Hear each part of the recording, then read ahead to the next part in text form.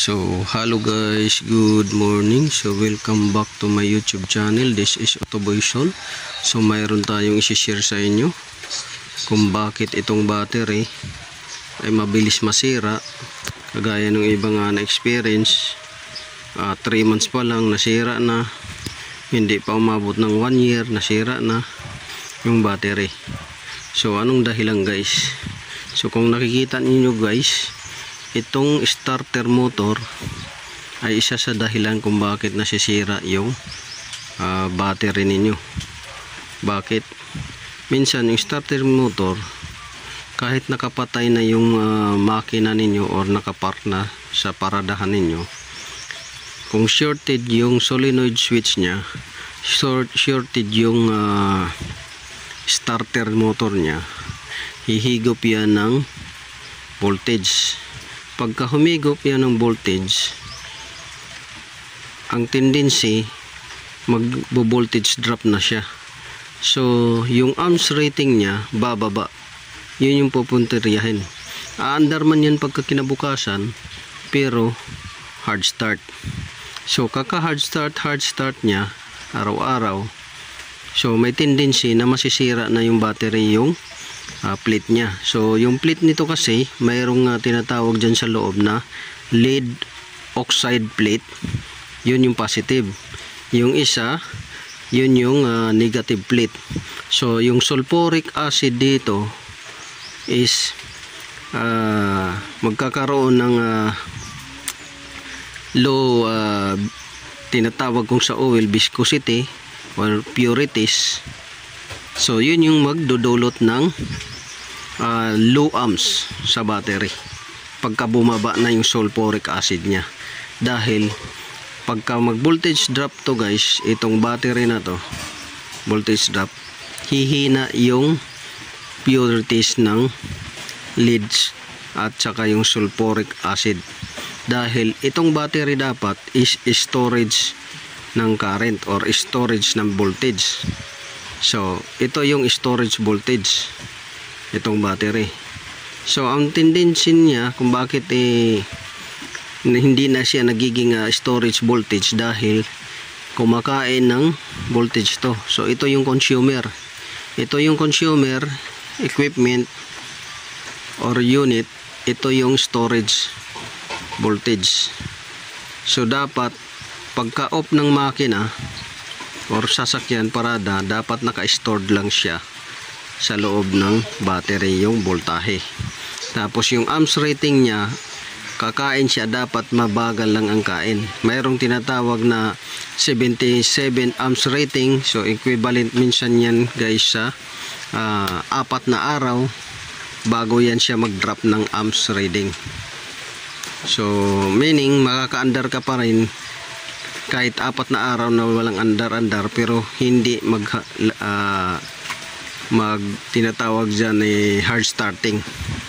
Pero kung malakas na yung kain, kagaya nito, starter, short na yung solenoid switch nya o solenoid valve, short na rin yung starter motor, so mabilis masira yung battery.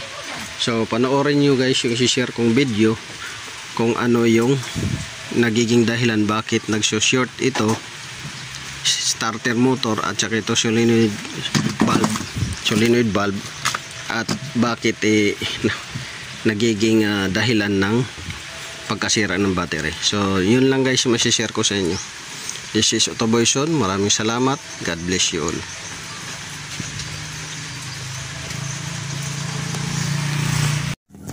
So good morning guys, welcome back to my YouTube channel. This is Autoboyson. So mayroon tayong i-check dito na nagaling sa customer. Pa-check niya kung okay ba to starter niya, kasi parang hard start at minsan di na talaga umandar. So ngayon i-check natin. So check natin. Kita mo dito sa ito battery. So may battery tayo dito at mayroon tayong kable dito na pang check. So lagay natin to dito.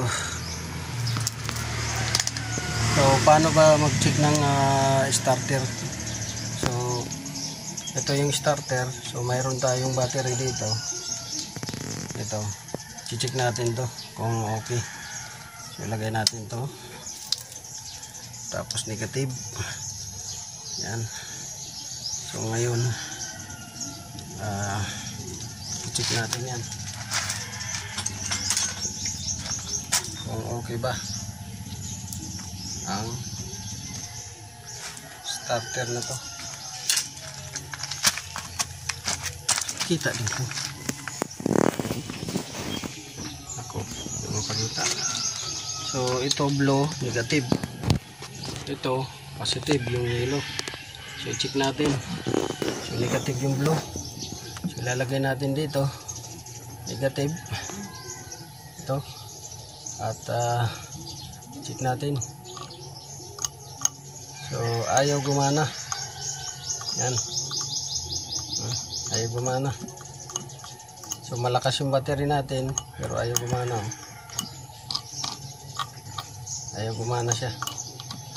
So ano bang naging dahilan nito guys? So titingnan natin ngayon kung anong naging dahilan. Bakit ayaw gumana? So bubuksan natin to. Titingnan natin kung anong nangyari sa loob. So yun guys. At una bubuksan natin tong ano niya. Kasi walang response.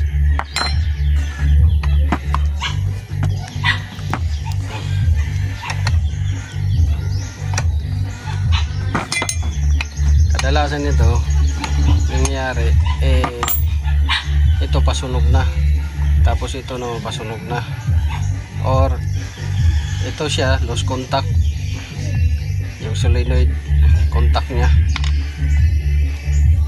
Yung isa naman dire carbon brush.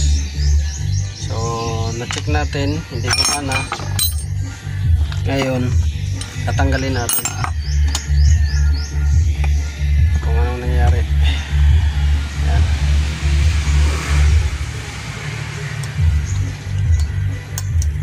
So check natin to.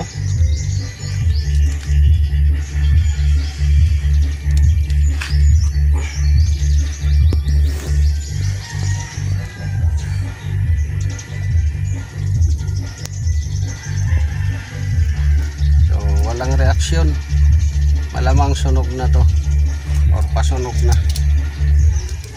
So walang reaksyon to guys. Tapos dito check natin yung carbon brush kung anong itsura. Yung carbon brush,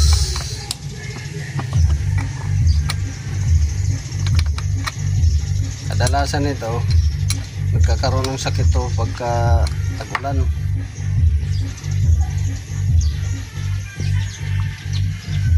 So check natin yung loob para ma-confirm. So ito ayaw gumana, ito rin ayaw gumana. So sunog na to. Check din natin to kung sunog ba tong ano na to.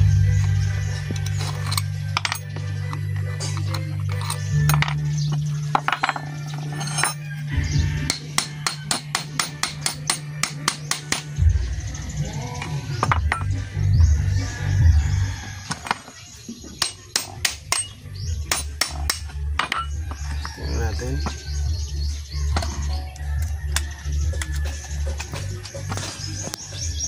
Ayun. Ayan o. Sunog. Kung nakikita nyo, sunog na o. May mga bungi na. Sunog na yung commutator brush nya. Tapos ito, ganoon rin. Yung carbon brush nito, ayan o, puro pudpud na, wala nang carbon brush. So dahil wala nang carbon brush, automatic masusunog talaga yan dahil magsushort na siya. Yan. So babalik lang natin to at na-confirm naman natin na nasunog yung carbon brush holder na nasunog halos. Siguro baka matagal na to, hindi pa napapalitan.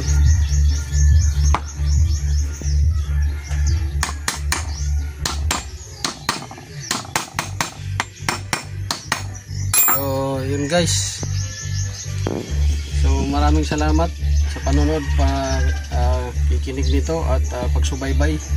So ito sunog na, walang reaksyon. Ito sunog din, ayan na, sumasayad na yung bearing nito, maluwag na rin. Tapos ito, yan. So tatlong parts, solenoid valve, starter solenoid, sunog, walang reaksyon, ni-spark. Ito sunog din. Stator sunog na. Carbon brush holder nya wala na, nag-short na, natunaw din. Ito armature sunog din. So yun lang guys, maraming salamat. Sana'y nakakuha kayo ng kunting kaalaman dito sa ginawa natin. So pakita mo, ito sunog. So kailangan palit bago para plug and play lang. So this is Autoboyson. Maraming salamat. God bless you all.